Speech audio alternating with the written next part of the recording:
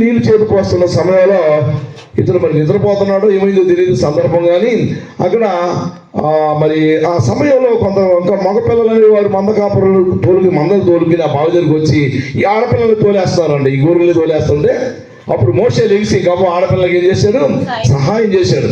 సహాయం చేసి వాళ్ళు గొర్రెలు నీళ్ళు పెట్టేస్తే అవి వాళ్ళ ఇంటికి పెందరాడు వెళ్ళిపోయింది. పెందరాడు తోలికి వెళ్ళిపోతే ఆ గొర్రెలు తోలుకొచ్చాక వాళ్ళ డాడీ అడుగుతాడు, ఆయన పేరే ఇప్పుడు, ఏమై ఇంత తొందరగా ఎలా వచ్చారు అని అడిగితే ఒక ఐగుప్తీయుడు ఒకడు మాకు సహాయం చేశాడు, అది మేము తొందరగా వచ్చాము. రోజు ఎలా గెలివారంటే ఈ తోడు నీళ్లు ఆడపిల్లల తోడు వాళ్ళ గొర్రెలు పెట్టుకుంటే వాళ్ళ గొర్రెలు తోలేసి ఈ మగపిల్లలు ఏం చేసేవారు, ఆ గొర్రెలు పెట్టేసి తీసిపోయేవారు. తర్వాత వీళ్ళు మళ్ళీ తోడుకుని నీళ్లు పెట్టుకుని వాళ్ళ గొర్రెలు తోడు పొత్తిపోయేది. అలా జరుగుతున్నది. అందుకు అర్థమైంది, ఇవాళ ఎంతమంది వాళ్ళు వచ్చారండి మీరు అని అడిగాడు.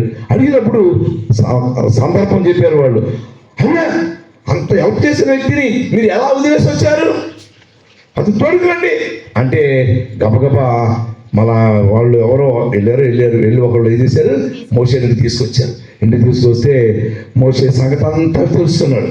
నువ్వు ఎందుకు వచ్చావు ఇక్కడికి, నువ్వు ఐగుప్తులుగా ఉన్నావు, నువ్వెవరు, నువ్వేంటి, నీ కథ ఏంటి, నీ కమామిస్ ఏంటి అంతా అడిగాడు.